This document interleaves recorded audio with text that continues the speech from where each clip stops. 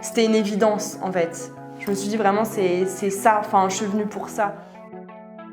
Je m'appelle Charlotte, j'ai 26 ans et je suis magnétiseuse, enfin, je fais des soins énergétiques et je suis aussi sophrologue et lithothérapeute. J'ai toujours été un peu différente dans le sens où je me suis toujours intéressée à des sujets auxquels personne ne s'intéressait. Enfin, mon père m'en a parlé il n'y a pas longtemps et il me disait les 2 premières questions que tu m'as posées, bon après les discussions stériles, vraiment les questions fondamentales que tu m'as posées, c'était quel est le sens de la vie, pourquoi on existe et pourquoi on travaille. Et mon père, il était complètement je peux pas t'expliquer, c'est trop complexe et tout. Et c'est vrai que je me suis toujours posé cette question et j'avais toujours eu cette sensation dans les mains quand j'avais des douleurs ou quoi que ce soit, je mettais mes mains, ça se calmait. Mais à la base, je comprenais pas trop, tu vois. Je me disais, bah tu sais, c'est comme le bisou de ta maman, tu te fais mal, elle te fait un bisou magique et ça fonctionne. Et je me disais, bon, bah voilà, je dois avoir un petit truc. Et alors après, comme tout le monde, j'ai mis mes œillères avec la société. Donc je suis rentrée à l'école, j'avais des mauvaises notes parce que ça ne m'intéressait pas du tout. Je m'ennuyais à mourir. J'ai eu mon bac, mais quand je te dis ric-rac, c'est vraiment, je l'ai eu à 10,01. C'était vraiment histoire de dire, je l'ai eu, je suis débarrassée, maintenant vous me faites plus chier, tu vois.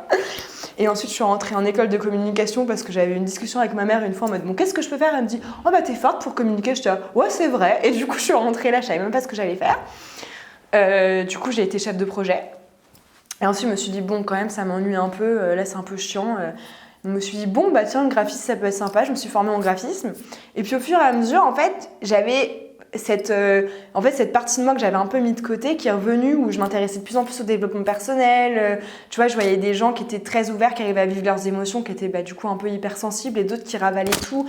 Et que je voyais que, tu vois, en fait, quand je les regardais, j'avais l'impression qu'il y avait une partie d'eux, il y avait des endroits au niveau de leur champ, parce qu'en fait, tu as vraiment un champ énergétique autour de toi où il y avait des couleurs, des choses et tout était consumé, tu vois. Et moi, je pensais que tout le monde voyait ça.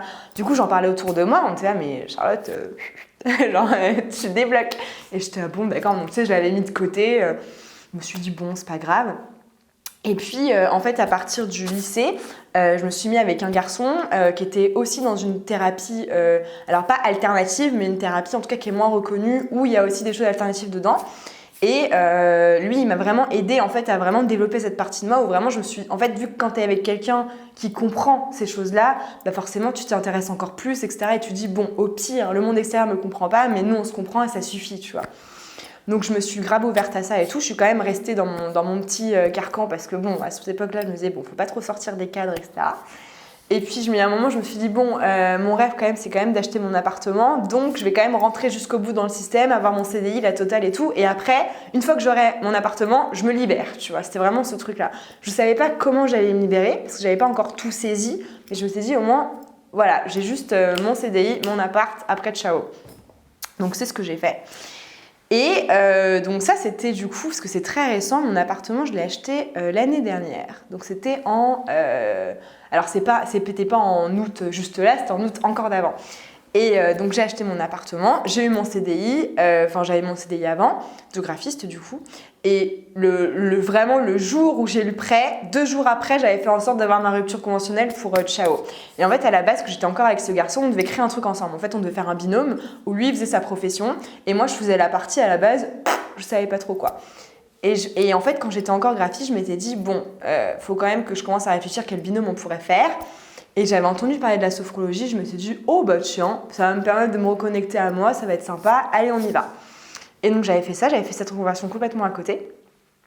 Et donc j'ai fait cette reconversion, j'ai quitté mon CDI, etc. J'ai acheté mon appartement.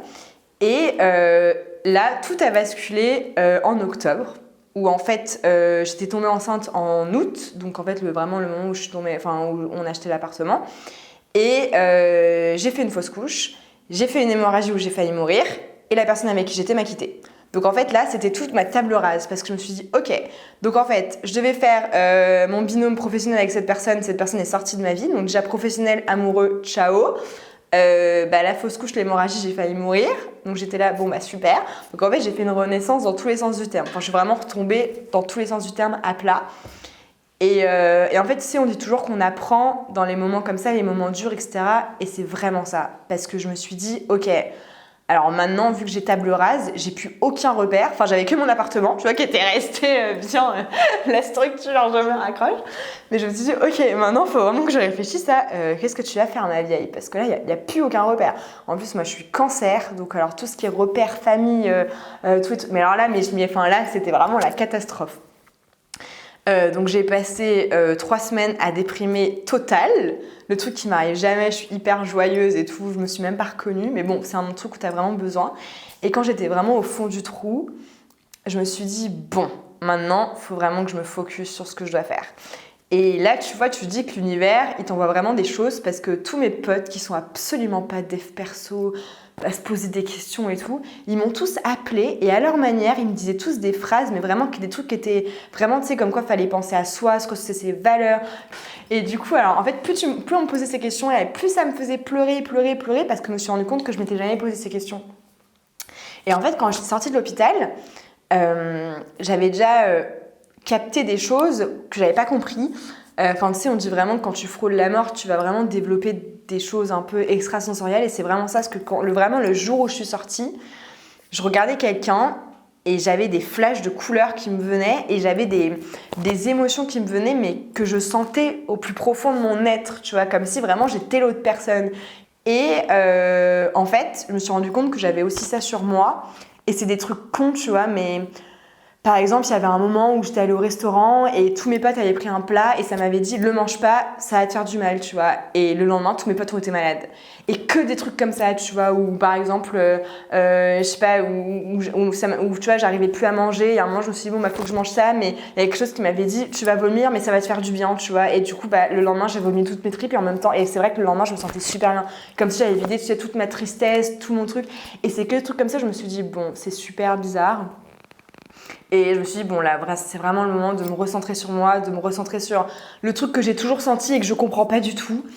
Et je me suis dit, bon, bah, je vais faire une formation pour ça parce qu'il faut quand même que je comprenne ce que je fais. Et en fait, j'ai trouvé un monsieur qui est médecin généraliste à la base. Et sa maman a eu un cancer et il s'est dit, faut que je réussisse à l'aider autrement que la médecine traditionnelle parce que je vois bien que malgré tout ce que j'ai fait, qui était médecin de famille, était spécialisé en cancérologie clinique, il s'est rendu compte qu'en fait il n'arrivait pas vraiment à l'aider. Et donc il s'est formé à tout ce qu'il a pu, mais homéopathie, réflexologie plantaire, médecine chinoise, soins énergétiques. Et il faisait des formations de soins énergétiques. Et je me suis dit, bon, faut que j'y aille. Et donc j'ai fait ça. Et là, ça a été la révélation parce que je me suis rendu compte qu'en fait, que tout ce que je ressentais, c'était pas surréaliste, c'était vraiment tangible. Enfin, tu vois, vraiment, c'est des choses vraiment précises et je ressentais exactement la même chose. Je me suis dit, bon, c'est pas un hasard. Et en fait, j'ai compris comment ça agissait sur le corps, comment, en fait, ce que je faisais, tu vois, sur moi ou même sur mes parents, etc. En fait, j'ai compris vraiment ce que je faisais, tu vois, comment ça agissait vraiment au plus profond du corps. Donc là, j'ai commencé vraiment, alors j'ai fait ça, je me suis formée en anat, mais alors j'ai bouffé les bouquins d'anat, les trucs énormes. Mes potes se disaient, mais qu'est-ce que tu fais? T'es pas en train de devenir médecin? Je disais, mais non, pas du tout, mais juste, il faut que je comprenne juste comment le corps fonctionne, tu vois, où sont les organes, etc. Parce que, enfin, tu vois, si je pose ma main là et qu'il y a quelque chose qui se passe, mais que je sais pas qu'il y a la rate en dessous, ça n'a aucun intérêt. Parce que, bah ok, t'as mal au ventre, super, enfin... Et du coup, j'ai bouffé ça. Et en fait, juste avant le confinement, j'ai fait une rencontre du coup d'un garçon qui m'a complètement poussée vers ça et qui m'a dit vraiment, mais enfin, t'as un truc, faut que t'y ailles, etc. Et en fait, pour la première fois de ma vie, je me suis sentie soutenue, mais tu sais, comme si vraiment il me poussait en avant en me disant vraiment, genre maintenant réveille-toi, faut que t'y ailles, tu vois. Et après, il y a eu le confinement et on s'est dit, bah le confinement, on va le faire ensemble parce que, enfin. Tu vois, c'est quand même plus gai de le faire à deux. Et en fait, tous les jours, il m'a dit « faut que tu t'entraînes ». Et donc tous les jours à 19h, il était « allez Charlotte, on y va, on s'entraîne et tout ». Et j'avais acheté une table parce que je savais qu'il fallait que je m'entraîne. Et en fait, tous les jours, je me suis entraînée sur lui. Je lisais tous mes bouquins, je lisais tous les trucs. Voilà, j'ai vraiment passé un confinement, l'étudiante parfaite, qui fait vraiment... En fait, j'en avais tellement besoin. Et quand je suis sortie du confinement, en fait, j'étais prête. Et je me disais, là, c'est bon, en fait. Et alors, certes, je ne comprends pas tout. Je vais clairement m'améliorer. Je vais clairement apprendre encore des milliards de choses parce qu'on apprend toute notre vie. Mais je me suis dit, là, je suis prête. Là, je pense que vraiment, je peux aider les gens. Et en fait, j'avais fait la rencontre de Salomé, du coup, qui est la cofondatrice de Gynécée, là où on tourne aujourd'hui, en sophrologie. Et elle m'a dit, viens faire les séances ici. Et là, ça a été vraiment la renaissance et le bouleversement et tout s'est mis en place en fait tout seul sans vraiment que j'ai rien à demander en fait. Bah, c'est où tu dis vraiment l'univers il t'envoie plein de signes parce que tu vois j'avais plein de signes vraiment où il y avait des moments où il y avait mon intuition qui revenait, il y avait cette sensation mais en fait j'étais pas prête à l'accueillir et en fait je pense que j'avais besoin de ce choc, de ce bouleversement global dans toute ma vie pour vraiment me remettre une claque et vraiment repartir à zéro. Tu sais, c'est comme si j'avais vraiment dit ok bah maintenant tu vois l'ancienne Charlotte tu vois qui s'est avec ses blessures etc bah maintenant t'es guérie et maintenant on avance et tu es là pour ce que tu fais et tu vas faire ce pourquoi tu es fait. Et à partir de ce moment-là où je me suis dit ça et que je me suis vraiment recentrée sur moi, recentrée sur mes facultés, etc., bah, y a tout qui s'est mis en place tout seul. Et tu vois, quand je regarde en arrière, parce qu'en vrai c'est hyper récent le confinement et tout, je me dis mais comment ça a pu être si rapide? Et en fait, ce qui est fou, c'est que j'ai même pas l'impression d'avoir fourni un effort quelconque parce que c'est comme si tout était naturel, tout coulait de source. Et en fait, dès l'instant où j'ai besoin de faire un truc, bah, y a tout qui vient vraiment. Enfin, tu sais, c'est limite, t'es dans la rue, t'as besoin d'une place et pouf! Ta place elle est là quoi, enfin, et tout se met comme ça et du coup t'es là, bon bah merci c'est chouette et voilà. À la base je te dis j'avais toujours ressenti les émotions mais là où je me suis dit faut que je fasse quelque chose avec l'émotion c'est qu'en fait avec tout ce que j'ai vécu dans la dernière année et voilà toutes les blessures que j'ai eues en fait j'ai vécu ce qu'on appelle les 5 blessures de l'âme donc il y a le rejet, l'abandon, l'injustice, la trahison et l'humiliation et en fait normalement enfin généralement t'as 1 ou 2 blessures qui sont fortes ou plus ou moins fortes, mais voilà, t'as pas plus. Et là, j'ai vraiment vécu les 5 parce que, enfin voilà, j'ai été abandonnée, j'ai été rejetée, l'humiliation parce que j'ai appris qu'ils me trompaient depuis des années, la personne avec qui j'étais, etc. Donc vraiment, j'ai eu la totale. Et c'est vraiment là où tu dis, t'as vraiment touché le fond.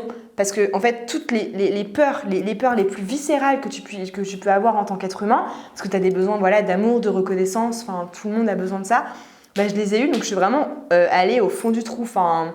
Et tu vois, d'un œil extérieur, mes parents, tu vois, quand on en reparle parfois, bon, tout doux parce qu'ils sont encore un peu traumatisés, mais mon père, il m'a dit, en fait, j'ai vraiment eu peur que tu te suicides parce qu'il m'a dit, enfin là, t'as tellement eu un mélange des pires choses qu'on peut avoir, il m'a dit, j'ai eu peur pour toi. Et moi, dans ma tête, j'étais, ah bah non, en fait, j'avais besoin de ça pour remonter. En fait, je me vois vraiment comme un phénix. Je sais pas si tu vois la scène d'Harry Potter où il vient en cendre et pouf!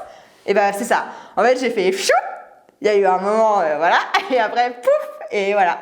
Et du coup, je me suis dit, vu que j'ai vécu ces 5 blessures de manière viscérale au plus profond de mon être, je comprends tout à fait ce que ça fait. Et déjà de base, j'avais toujours eu cette faculté avec les émotions où je ressentais vraiment les émotions des gens.